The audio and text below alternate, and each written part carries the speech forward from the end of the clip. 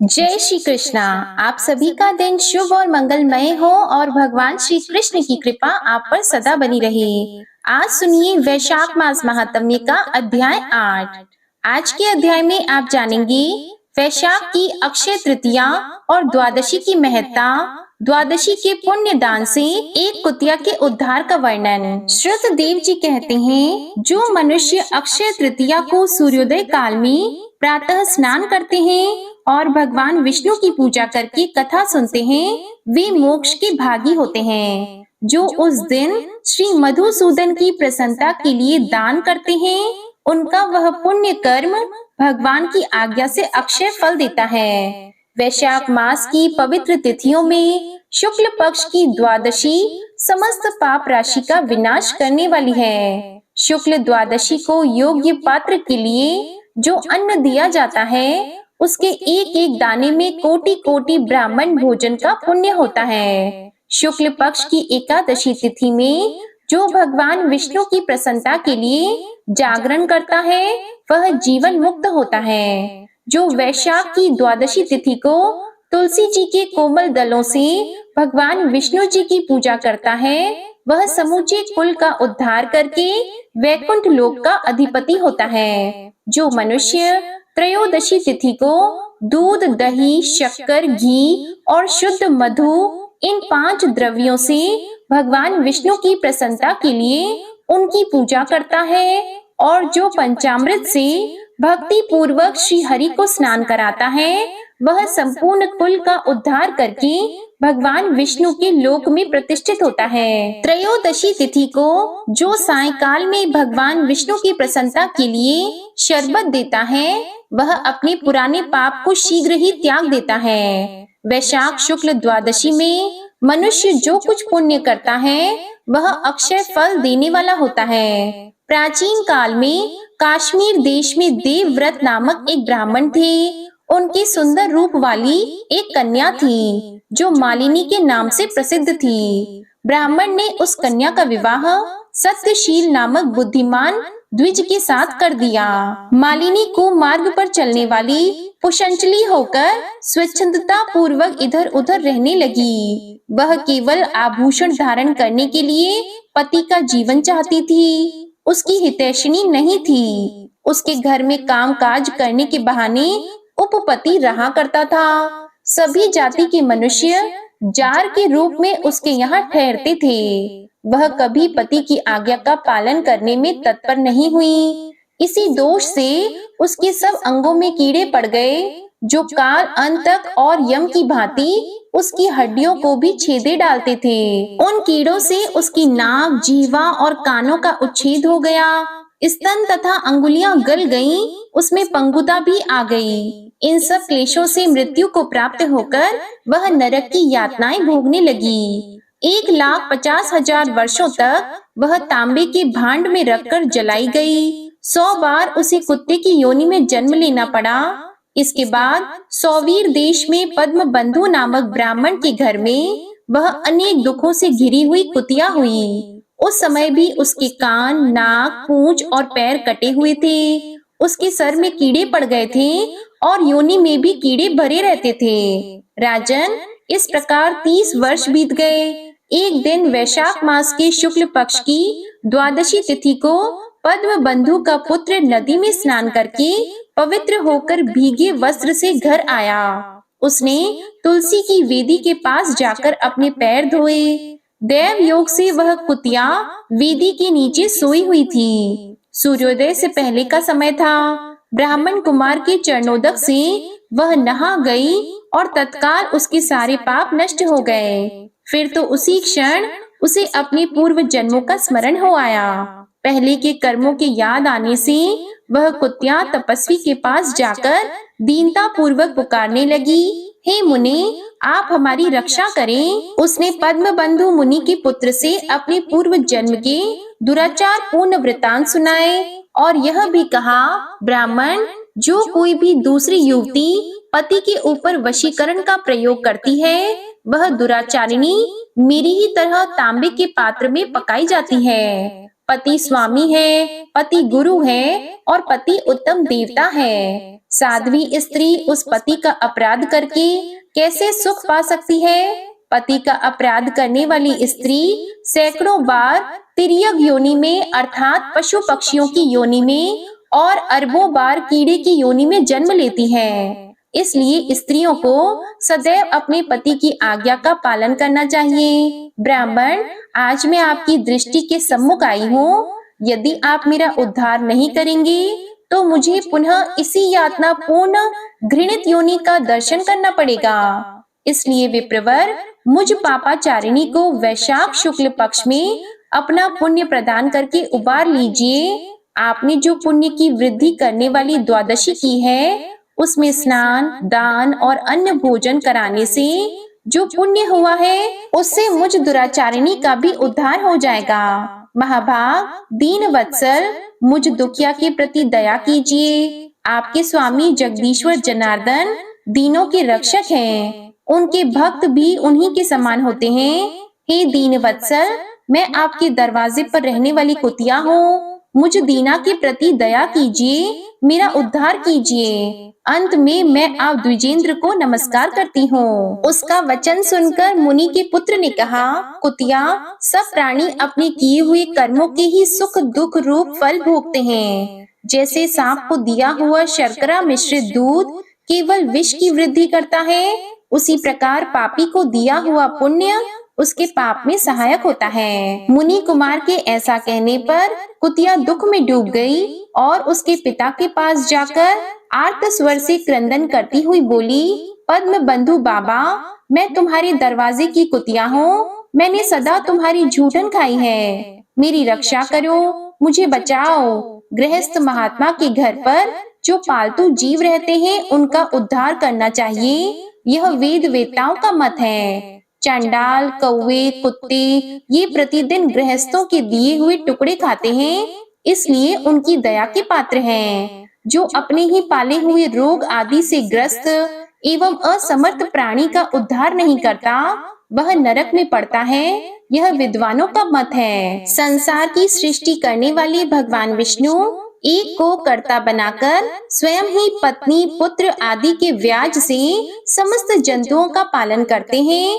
इसलिए अपने पोष्य वर्ग की रक्षा करनी चाहिए। यह भगवान की आज्ञा है। दयालु होने के कारण आप मेरा उद्धार कीजिए। दुख से आतुर हुई कुतिया की यह बात सुनकर घर में बैठा हुआ मुनि पुत्र तुरंत घर से बाहर निकला। इसी समय दया निधान पद्म बंधु ने कुतिया से पूछा, यह क्या वृतांत है? तब पुत्र ने सब समाचार कह सुनाया। उसे सुनकर पद्म बंधु बोले, बेटा, तुमने कुतिया से ऐसा वचन क्यों कहा? साधु पुरुषों के मुंह से ऐसी बात नहीं निकलती। वत्स, देखो तो सब लोग दूसरों का उपकार करने के लिए तत्पर रहते हैं। चंद्रमा, सूर्य, वायु, रात्रि, अग्नि, जल, चंदन, वृक्ष और साधु पुरुष सदा दूसरों की भलाई में लगे रहते हैं। दैत्यों को महाबली जानकर महर्षि दधीची ने देवताओं का उपकार करने के लिए दया पूर्वक उन्हें अपने शरीर की हड्डी दे दी थी। महाभाग, पूर्व काल में राजा शिवी ने कबूतर के प्राण बचाने के लिए भूखे बाज को अपने शरीर का मांस दे दिया था। पहले इस पृथ्वी पर जिमूत वाहन नामक राजा थे। उन्होंने एक सांप के प्राण बचाने के लिए महात्मा गरुड़ को अपना जीवन समर्पित कर दिया था। इसलिए विद्वान ब्राह्मण को दयालु होना चाहिए। क्या इंद्रदेव शुद्ध स्थान में ही वर्षा करते हैं, अशुद्ध स्थान में जल नहीं बरसाते? क्या चंद्रमा चांडालों के घर में प्रकाश नहीं करते? इसलिए बार बार प्रार्थना करने वाली इस कुतिया का मैं अपने पुण्यों से उद्धार करूंगा। इस प्रकार पुत्र की मान्यता का निराकरण करके परम बुद्धिमान पद्म बंधु ने संकल्प किया, कुतिया, लो, मैंने द्वादशी का महापुण्य तुझे दे दिया।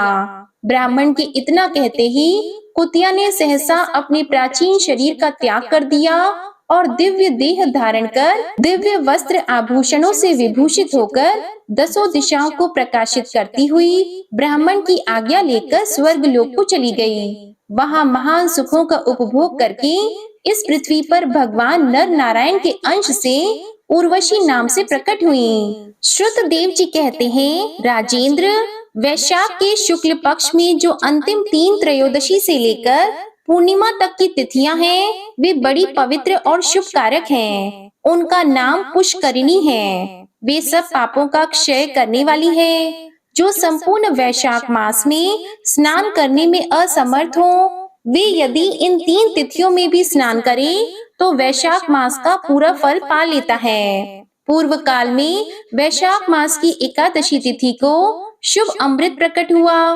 द्वादशी को भगवान विष्णु ने उसकी रक्षा की। त्रयोदशी को उन श्री हरि ने देवताओं को सुधा पान कराया। चतुर्दशी को देव विरोधी दैत्यों का संहार किया और पूर्णिमा के दिन समस्त देवताओं को उनका साम्राज्य प्राप्त हो गया। इसलिए देवताओं ने संतुष्ट होकर इन 3 तिथियों को वर दिया कि वैशाख मास की ये 3 शुभ तिथियां मनुष्यों के पापों का नाश करने वाली तथा उन्हें पुत्र पौत्र आदि फल देने वाली हों। जो मनुष्य इस संपूर्ण मास में स्नान न कर सका हो, वह इन 3 तिथियों में स्नान कर लेने पर पूर्ण फल को ही पाता है। वैशाख मास में लौकिक कामनाओं का नियमन करने पर मनुष्य निश्चय ही भगवान विष्णु का सायुज्य प्राप्त कर लेता है। महीने भर नियम निभाने में असमर्थ मानव यदि उक्त 3 दिन भी कामनाओं का संयम कर सके तो उतने से ही पूर्ण फल को पाकर भगवान विष्णु के धाम में आनंद का अनुभव करता है। इस प्रकार वर देकर देवता अपने धाम को चले गए। इसलिए पुष्करिणी नाम से प्रसिद्ध अंतिम 3 तिथियां पुण्यदायिनी, समस्त पाप राशि का नाश करने वाली तथा पुत्र पौत्र को बढ़ाने वाली है। जो वैशाख मास में अंतिम 3 दिन गीता का पाठ करता है, उसे प्रतिदिन अश्वमेध यज्ञ का फल मिलता है। जो उक्त तीनों दिन विष्णु सहस्त्र नाम का पाठ करता है, उसके पुण्य फल का वर्णन करने में इस भूलोक तथा स्वर्ग लोक में कौन समर्थ है। पूर्णिमा को सहस्त्र नामों के द्वारा भगवान मधुसूदन को दूध से नहलाकर मनुष्य पापहीन वैकुंठ धाम में जाता है। वैशाख मास में प्रतिदिन भागवत के आधे या चौथाई श्लोक का पाठ करने वाला मनुष्य ब्रह्म भाव को प्राप्त होता है। जो वैशाख के अंतिम 3 दिनों में भागवत शास्त्र का श्रवण करता है, वह जल से कमल के पत्ते की भांति कभी पापों में लिप्त नहीं होता। उक्त 3 दिनों के सेवन से कितने ही मनुष्यों ने देवत्व प्राप्त कर लिया, कितने ही सिद्ध हो गए और कितनों ने ब्रह्मत्व पा लिया। ब्रह्म ज्ञान से मुक्ति होती है अथवा प्रयाग में मृत्यु होने से या वैशाख मास में नियम पूर्वक प्रातः काल जल में स्नान करने से मोक्ष की प्राप्ति होती है। इसलिए वैशाख के अंतिम 3 दिनों में स्नान, दान और भगवत पूजन आदि अवश्य करना चाहिए। वैशाख मास के उत्तम महात्म्य का पूरा वर्णन रोग शोक से रहित जगदीश्वर भगवान नारायण के सिवा दूसरा कौन कर सकता है। तुम भी वैशाख मास में दान आदि उत्तम कर्म का अनुष्ठान करो। इससे निश्चय ही तुम्हें भोग और मोक्ष की प्राप्ति होगी। इस प्रकार मिथिलापति जनक को उपदेश देकर श्रुतदेव जी ने उनकी अनुमति लेकर वहां से जाने का विचार किया। तब राजर्षि जनक ने अपने अभ्युदय के लिए उत्तम उत्सव कराया और श्रुतदेव जी को पालकी पर बिठाकर विदा किया। वस्त्र, आभूषण, गौ, भूमि, तिल और स्वर्ण आदि से उनकी पूजा और वंदना करके राजा ने उनकी परिक्रमा की। इसके बाद उनसे विदा होकर महातेजस्वी एवं परम यशस्वी श्रुतदेव जी संतुष्ट होकर प्रसन्नता पूर्वक वहां से अपने स्थान को गए। राजा ने वैशाख धर्म का पालन करके मोक्ष प्राप्त किया। नारद जी कहते हैं, हे अम्बरीश, यह उत्तम उपाख्यान मैंने तुम्हें सुनाया है, जो कि सब पापों का नाशक तथा संपूर्ण संपत्तियों को देने वाला है। इससे मनुष्य भुक्ति, मुक्ति, ज्ञान एवं मोक्ष पाता है। नारद जी का यह वचन सुनकर महायशस्वी राजा अम्बरीश मन ही मन बहुत प्रसन्न हुए। उन्होंने बाह्य जगत के व्यापारों से निवृत्त होकर मुनि को साष्टांग प्रणाम किया और अपने संपूर्ण वैभवों से उनकी पूजा की। इसके बाद उनसे विदा लेकर देवर्षि नारद जी दूसरे लोक में चले गए, क्योंकि दक्ष प्रजापति के शाप से वे एक स्थान पर नहीं ठहर सकते। राजर्षि अम्बरीश भी नारद जी के बताए हुए सब धर्मों का अनुष्ठान करके निर्गुण पर ब्रह्मा परमात्मा में विलीन हो गए। जो इस पापनाशक एवं पुण्य वर्धक उपाख्यान को सुनता अथवा पढ़ता है, वह परम गति को प्राप्त होता है। जय श्री कृष्णा। आज का अध्याय यहीं समाप्त होता है।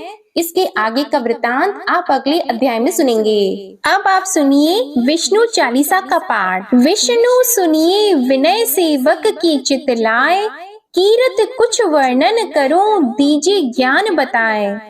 नमो विष्णु भगवान खरारी, कष्ट नशावन अखिल बिहारी। प्रबल जगत में शक्ति तुम्हारी, त्रिभुवन फैल रही उजियारी। सुंदर रूप मनोहर सूरत, सरल स्वभाव मोहनी मूरत। तन पर पीतांबर अति सोहत, बैजंती माला मन मोहत। शंख चक्र कर गदा विराजे, देखत दैत्य असुर दल भाजे। सत्य धर्म मद लोभन गाजे, काम क्रोध मद लोभन छाजे। संत भक्त सज्जन मन रंजन, धनुज असुर दुष्टन दल गंजन। सुख उपजाए कष्ट सब भंजन, दोष मिटाय करत जन सज्जन। पाप काट भव सिंधु उतारण, कष्ट नाश कर भक्त उबारण। करत अनेक रूप प्रभु धारण, केवल आप भक्ति के कारण। धरणी धेनु बन तुम ही पुकारा, तब तुम रूप राम का धारा। भार उतार असुर दल मारा, रावण आदिक को संहारा। आप वराह रूप बनाया, हिरण्याक्ष को मार गिराया। धर्मस्य तन सिंधु बनाया, 14 रत्नन को निकलाया। अमिलख असुरन द्वंद मचाया, रूप मोहिनी आप दिखाया। देवों को अमृत पान कराया, असुरन को छवि से बहलाया। कूर्म रूप धर सिंधु मझाया, मंदराचल गिरि तुरत उठाया। शंकर का तुम फंद छुड़ाया, भस्मासुर को रूप दिखाया। वेदन को जब असुर डुबाया, कर प्रबंध उन्हें ढूंढवाया। मोहित बन कर खल ही नचाया, उस ही कर से भस्म कराया। असुर जलंधर अति बलदाई, शंकर से उनकी न लड़ाई।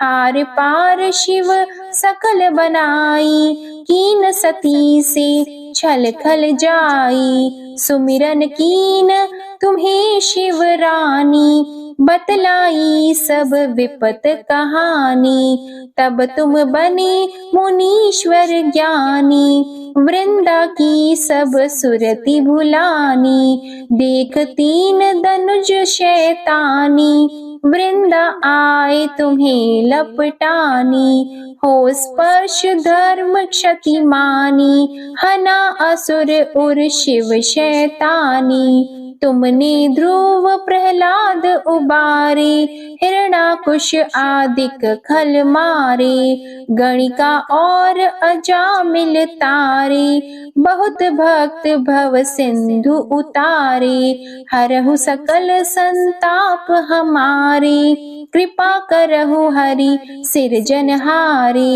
देखहु मैं निज दर्श तुम्हारे, दीप बंधु भक्तन हित हितकारे। चाहता आपका सेवक दर्शन, करहु दया अपनी मधुसूदन। जानो नहीं योग्य जब पूजन, होय यज्ञ स्तुति अनुमोदन। शील दया संतोष सुलक्षण, विदित नहीं व्रत बोध विलक्षण। करहु आपका किस विधि पूजन, कुमति विलोक होत दुख भीषण। करहु प्रणाम कौन विधि सुमिरन, कौन भांति मैं करहु समर्पण। सुर मुनि करत सदा सेवकाई, हर्षित रहत परम गति पाई। दीन दुखिन पर सदा सहाई, निज जन जान लेव अपनाई। पाप दोष संताप नशाओ, भव बंधन से मुक्त कराओ। सुत संपत्ति दे सुख उपजाओ, निज चरणन का दास बनाओ। निगम सदा ये विनय सुनावे, पढ़े सुने सो जन सुख पावे। श्री विष्णु चालीसा समाप्त होती है। प्रेम से बोलिए भगवान विष्णु और माता लक्ष्मी की जय। आपको आज की कथा पसंद आए तो वीडियो को लाइक कीजिएगा, शेयर कीजिएगा, कमेंट में भगवान श्री लक्ष्मी नारायण जी की जय लिखिएगा और चैनल को भी सब्सक्राइब करिएगा।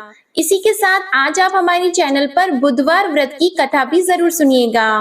प्रेम से बोलिए भगवान श्री हरि विष्णु जी की जय।